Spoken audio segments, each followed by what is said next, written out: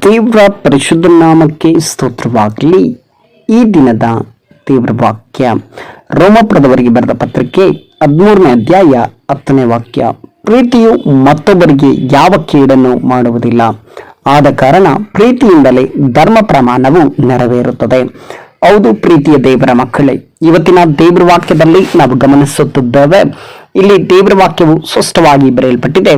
ಪ್ರೀತಿಯು ಮತ್ತೊಬ್ಬರಿಗೆ ಯಾವ ಕೇಡನ್ನು ಮಾಡುವುದಿಲ್ಲ, ಆದ ಕಾರಣ ಪ್ರೀತಿಯಿಂದಲೇ ಧರ್ಮ ಪ್ರಮಾಣವು ನೆರವೇರುತ್ತದೆ. ಪ್ರಿಯರಾದ ದೇವರ ಮಕ್ಕಳೇ, ಇಲ್ಲಿ ನಾವು ಗಮನಿಸುವುದಾದ್ರೆ ಪ್ರೀತಿಯು ಮತ್ತೊಬ್ಬರಿಗೆ ಯಾವ ಕೇಡನ್ನು ಮಾಡುವುದಿಲ್ಲ ಅಂದರೆ ಈ ಲೋಕದಲ್ಲಿ ಇರುವ ಪ್ರೀತಿಯನ್ನು ಕುರಿತಾಗಿ ಹೇಳಲಿಲ್ಲ, ದೈವಿಕವಾದ ಪ್ರೀತಿಯನ್ನು ಕುರಿತಾಗಿ ದೇವರ ಆತ್ಮನು ಮಾತನಾಡ್ತಿದ್ದಾನೆ. ಯಾರ ಒಳಗಡೆ ದೇವರ ಆತ್ಮನು ಇದ್ದಾನೋ ಅವರೊಳಗಡೆ ದೇವರ ಪ್ರೀತಿ ಇರ್ತದೆ. ದೈವಿಕವಾದ ಪ್ರೀತಿ ಯಾರಿಗೂ ಕೇಡನ್ನ ಬಯಸುವುದಿಲ್ಲ, ಯಾರಿಗೂ ಕೆಡುಕನ್ನ ಮಾಡಲಿಕ್ಕೆ ಇಷ್ಟಪಡುವುದಿಲ್ಲ, ಯಾರು ಕೂಡ ಕೆಟ್ಟು ಹೋಗಬೇಕೆಂಬುದಾಗಿ ಆಸೆ ಪಡೋದಿಲ್ಲ. ಪ್ರೀತಿ ದೇವರ ಮಕ್ಕಳೇ, ಇವತ್ತಿನ ಜೀವಿತದಲ್ಲಿ ನೋಡೋದಾದ್ರೆ ಅನೇಕರು ಕೆಟ್ಟು ಹೋಗ್ಬೇಕಂತ ಆಸೆ ಪಡ್ತಾರೆ. ಅವರ ದೇವರ ಮಕ್ಕಳೇ ಆಗಿರ್ಬೋದು, ಅನ್ಯರೇ ಆಗಿರ್ಬೋದು, ಯಾವುದೇ ಮನುಷ್ಯರಾಗಿರ್ಬೋದು, ಇನ್ನೊಬ್ರು ಕೆಟ್ಟು ಹೋಗೋದನ್ನ ಆಸೆ ಪಡುವಂತವರೇ ಜಾಸ್ತಿ. ಇನ್ನೊಬ್ರು ಚೆನ್ನಾಗಿರೋದು ಆಗಿರ್ಬೋದು ಅಥವಾ ಇನ್ನೊಬ್ರು ಒಳ್ಳೆ ಸ್ಥಾನದಲ್ಲಿ ಇರುವಂತದ್ದಾಗಬಹುದು, ಯಾರಿಗೂ ಕೂಡ ಇಷ್ಟ ಆಗೋದಿಲ್ಲ. ಆದ್ರೆ ಯಾರೊಳಗಡೆ ದೇವರ ಪ್ರೀತಿ ಇರುತ್ತದೋ, ಯಾರೊಳಗಡೆ ದೇವರ ಆತ್ಮನಿರ್ತಾನೋ ಅವರಲ್ಲಿ ದೇವರ ಪ್ರೀತಿ ಇರ್ತದೆ. ದೈವಿಕ ಪ್ರೀತಿ ಯಾರೊಳಗಡೆ ಇರ್ತದೋ ಅವರು ಏನ್ ಮಾಡ್ತಾರೆ ಅಂದ್ರೆ, ದೈವಿಕ ಪ್ರೀತಿ ಇರುವಂತ ಮಕ್ಕಳು, ದೇವರ ಪ್ರೀತಿಯನ್ನ ಅಳವಡಿಸಿಕೊಳ್ಳುವಂತವರು, ದೇವರ ಪ್ರೀತಿ ಇರುವಂತ ಮಕ್ಕಳು, ದೇವರ ಪ್ರೀತಿಯಲ್ಲಿ ಜೀವಿಸುವಂತ ಮಕ್ಕಳು ಏನ್ ಮಾಡ್ತಾರೆ ಅಂದ್ರೆ ಮತ್ತೊಬ್ಬರನ್ನ ಪ್ರೀತಿಸ್ತಾರೆ, ಮತ್ತೊಬ್ಬರಿಗೆ ಕೇಡನ್ನ ಮಾಡುವುದಿಲ್ಲ, ಮತ್ತೊಬ್ಬರಿಗೆ ಕೆಡುಕನ್ನ ಬಯಸುವುದೂ ಇಲ್ಲ.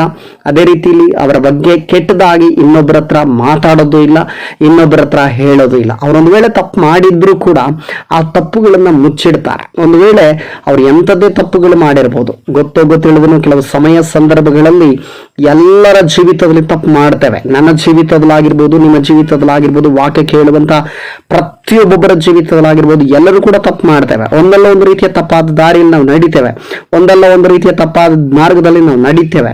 ಆದ್ರೆ ಪ್ರೀತಿಯ ದೇವರ ಮಕ್ಕಳೇ, ಇಲ್ಲಿ ನಾವು ತಪ್ಪು ಮಾಡುವಾಗ ಸಹೋದರರಾಗಿ, ಸಹೋದರಿಯಾಗಿ ಅಥವಾ ದೇವರ ಮಕ್ಕಳಾಗಿ ನಾವು ಮಾಡಬೇಕಾದಂತ ಮೊದಲನೇ ಕಾರ್ಯ ಪ್ರೀತಿಯನ್ನ ತೋರಿಸ್ಬೇಕು, ಪ್ರೀತಿಯಿಂದ ಇರಬೇಕು, ಪ್ರೀತಿಯಿಂದ ಅನ್ಯೋನ್ಯತೆಯನ್ನ ಬೆಳೆಸಬೇಕು, ಅವ್ರನ್ನ ತಿದ್ದುವುದಕ್ಕೆ ನಾವು ಪ್ರಯಾಸ ಪಡಬೇಕು. ಯಾಕಂದ್ರೆ ದೇವರ ಪ್ರೀತಿ ಯಾರೊಳಗಡೆ ಇರ್ತದೆ ಅಂತವರು ಪ್ರೀತಿಯನ್ನ ಮಾತ್ರವೇ ತೋರ್ಪಡಿಸ್ತಾರೆ. ಇನ್ನೊಬ್ಬರ ಹತ್ರ ಅವರ ಬಗ್ಗೆ ತಪ್ಪಾಗಿ ಮಾತಾಡಲ್ಲ, ಇನ್ನೊಬ್ಬರ ಹತ್ರ ಮಾನ ಮರ್ಯಾದೆ ತೆಗೆಯುವಂತ ಕೆಲಸವನ್ನ ಅವರು ಮಾಡೋದಿಲ್ಲ. ಪ್ರೀತಿಯ ದೇವರ ಮಕ್ಕಳೇ, ಆದ್ರಿಂದ ದೈವಿಕವಾದ ಪ್ರೀತಿಯನ್ನ ನೀವು ಇಟ್ಕೊಳ್ರಿ, ದೇವರ ಪ್ರೀತಿಯನ್ನ ನಿಮ್ಮೊಳಗಡೆ ಅಳವಡಿಸಿಕೊಳ್ಳ್ರಿ, ದೈವಿಕವಾದ ಪ್ರೀತಿಯಿಂದ ನೀವು ಬೆಳೆಯಿರಿ, ದೈವಿಕವಾದ ಪ್ರೀತಿಯಲ್ಲಿ ನೀವು ನಡೆದುಕೊಳ್ಳ್ರಿ. ಈ ದೇವರ ಪ್ರೀತಿಯು ಬಹಳ ಅಮೂಲ್ಯವಾದದ್ದಾಗಿದೆ.